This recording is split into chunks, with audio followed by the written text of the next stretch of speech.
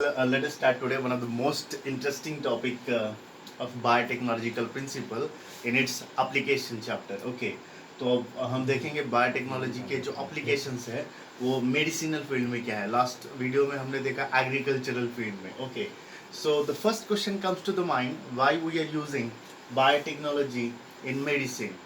So the two concepts or two reason should be there. First one is safety purpose, and second one is more effective treatment or more potency of the treatment. Okay, so these are the two aspects must be concluded why we are moving towards biotechnological applications in medicine. Okay, now there are almost 30 biotechnological therapeutic products which are being under construction, out of which 12 products are available in the market for the treatment.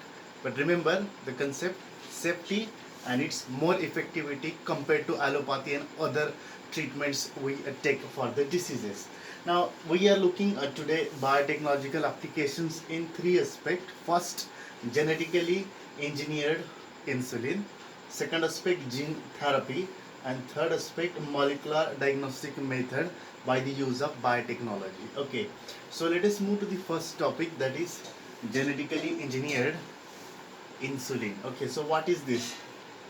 Basically, insulin is a hormone. It is a peptide hormone. It is being produced by the pancreatic cell in every human being. Okay. Now, during the age old, some of the persons suffer from a weakness in their pancreatic cell, which does not produce sufficient amount of insulin, and now they suffer from type 2 diabetes mellitus insipidus. Okay, now because of this type 2 diabetes, their sugar level in the blood is not being regulated, and because of that they suffer from a lot of problems. The symptoms are a lot more to understand there. Okay, now why we need this kind of genetically engineered insulin? See, when we are not, our body is not producing enough insulin, we have to take it from the other source. The other source available up to date was from slaughterhouse of cattle and pigs. So the insulin which we take from cattle source is called as bovine insulin, and that from the pork, that is called porcine insulin. Okay, from cattle's bovine insulin, and from pigs porcine insulin. Now there is one limitation. We are using the insulin from other source, that is from other animal source. That this insulin is not exactly the same insulin that our body produces. They are antigenic. So this air indicates A for antigenic, and we know the property of antigen. When antigen or a foreign particle comes inside our body, it elicits our immune system to show the response. So this foreign antigen does immune response in the body. Okay, so that's why this other source or animal source insulin is also not safe for the use. Now of course the solution comes to the genetically engineered insulin. So how the insulin is basically produced in our body and how it differs from genetically engineered insulin. Let us see the differences. That insulin produced by our pancreatic cell is not an actual active insulin. It is a proactive insulin which has to be activated by cutting its inactive part. So what are those? Basically, the proinsulin produced by our pancreas in our body has three peptides. Peptide A, which is of 21 amino acid long, peptide B, which is of 30 amino acid long, and peptide C, which is the 31 amino acid long. Out of these three, only A and B are the functional peptides of insulin. This C is actually making the insulin proinsulin, or making it in inactive form. So that processing required to be remove the C part, that is 31 amino acid long inactive polypeptide, to make these two polypeptide A and B, which are linked together by disulfide bond, are necessary for functioning of actual hormone insulin. So who produced it? Okay, a company, that is Eli Lilly, was produced in the year 1983. How they produced? Just recall the process in biotechnology. The gene of interest or DNA is taken, it is inserted into a plasmid. That plasmid is inserted into host organism, say E. coli. Then E. coli is being selected as a recombinant, and then from that recombinant we go to the bioreactor and produce our product of interest, either hormone, insulin, or another product like enzymes. Okay. So Eli Lilly, what they did, they took the gene or DNA coding for peptide A and another gene that is coding for peptide B. Now these two DNA, they separately inserted into two separate vectors, that is plasmids of E. coli. Then these two plasmids were introduced into Escherichia coli, and then this E. coli produced the bulk of this insulin on bioreactor or industrial basis. So what was the logic? They took these two DNAs or gene sequences that can code for peptide A and peptide B, transferred into the vector, that is plasmid, and then introduced into the E. coli, and then E. coli produced the insulin. After production, they purified both this peptide A and peptide B, then they are artificially joined together by disulfide linkage.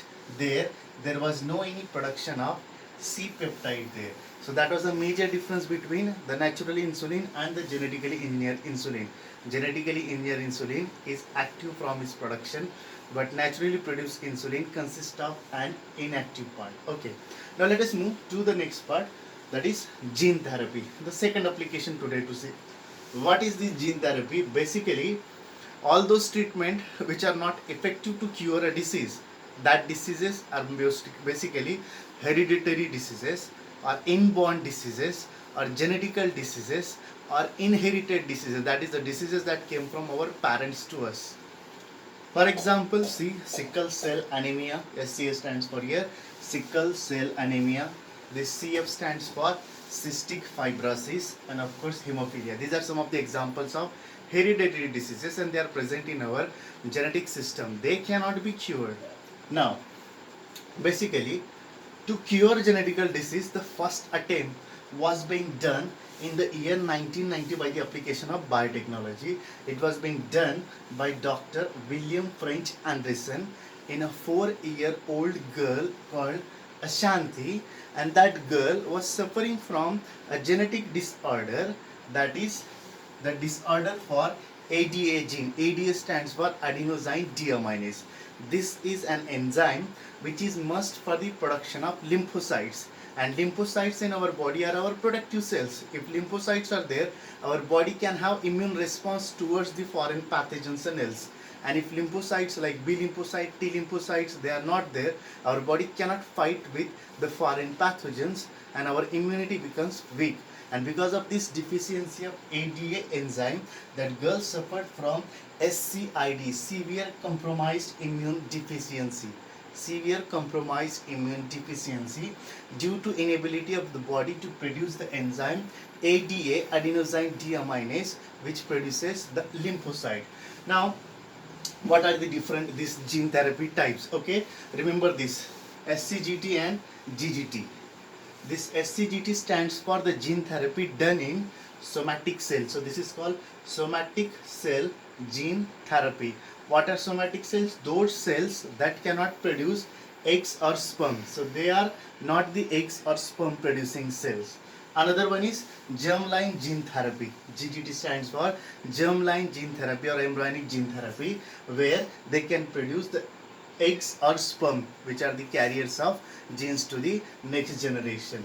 Beside this, if really want to cure by expensive treatment method, two methods are available. One is bone marrow transplantation, because these lymphocytes are being produced by the bone marrow, both B cells and T cells, and if the B cells and T cells are not being produced because of deficiency in ADA, just transplant the bone marrow from the body.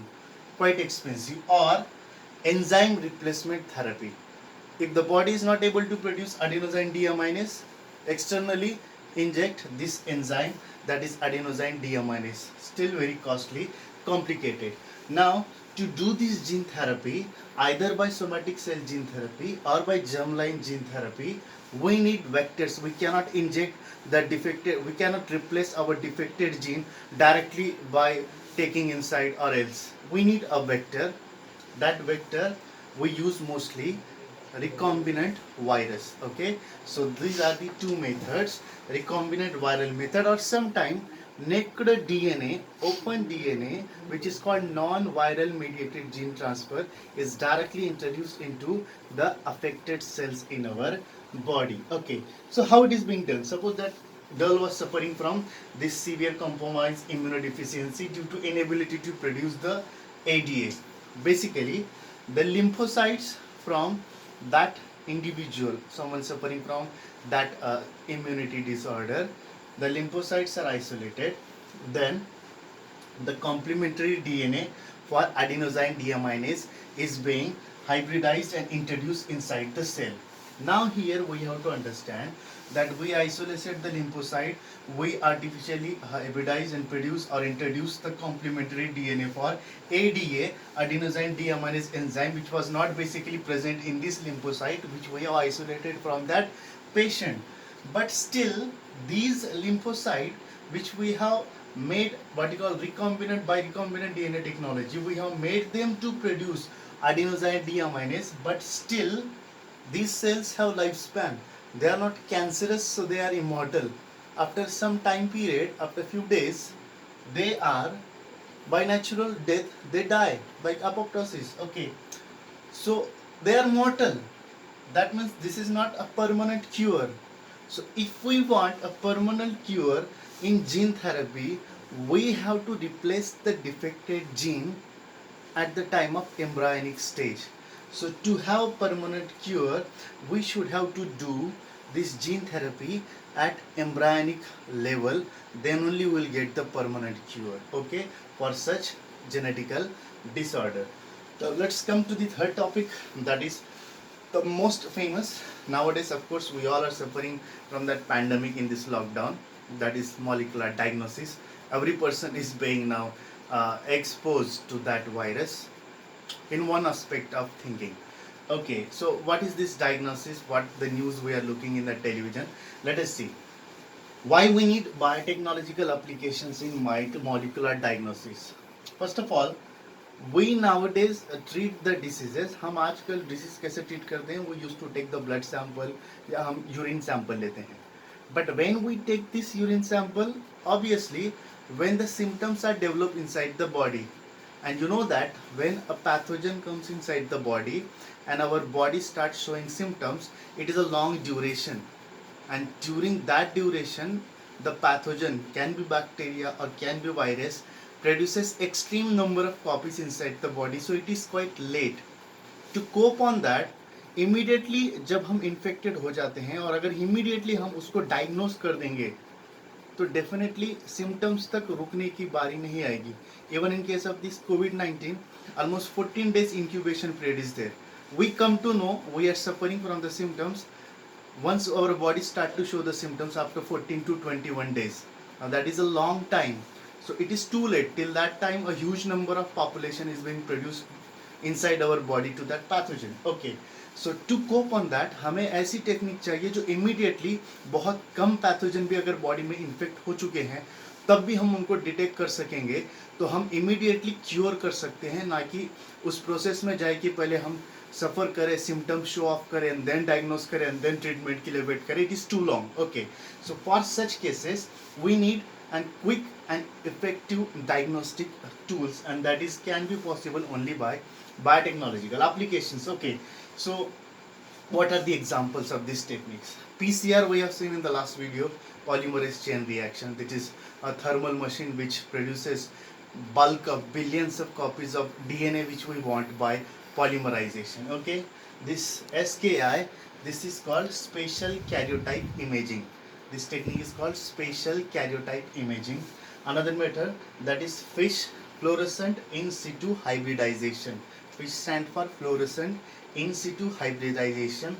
And one more method, that is ELISA, that is enzyme linked immunosorbent assay. Enzyme linked immunosorbent assay. तो ये कैसे करते हैं? What is the method?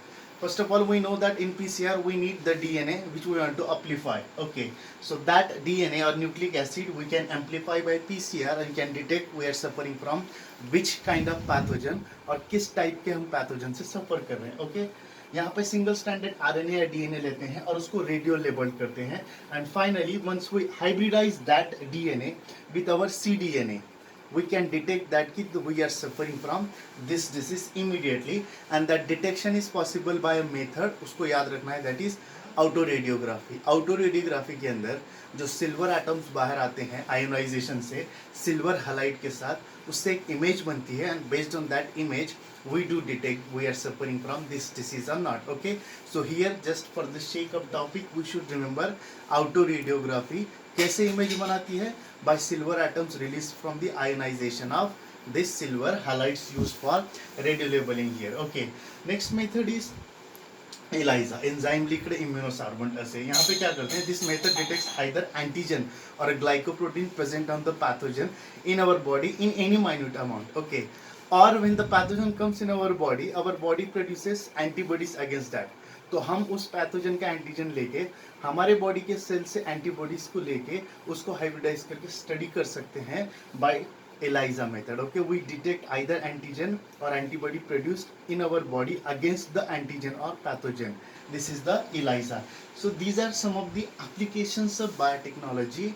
Here what to remember, why we need genetically engineered insulin, what is gene therapy, examples of this gene, what you call genetical disorder, molecular diagnostic method. This can be asked in MCQ question, which among the following is a molecular diagnostic method in medical applications. Okay, and we should know what are the types of gene therapy, that is somatic cell and germ line gene therapy. उसके अलावा कैसे cure कर सकते हैं, that is bone marrow transplantation and enzyme replacement therapy. Okay, so in this way just remember that how this peptide hormone insulin is there, what is pro-insulin, what is active insulin, what is inactive part of the insulin, what is the size of this peptide, which bond is present in between that, which company produced it, and first gene therapy done by which doctor on which patient suffering from which disease, ADA and SCID, adenosine deaminase and severe compromised immunodeficiency. So I wish you understood this topic correctly. Just read the NCERT twice thrice, you will definitely mug up all the things after reading this video. So thank you, thanks for watching.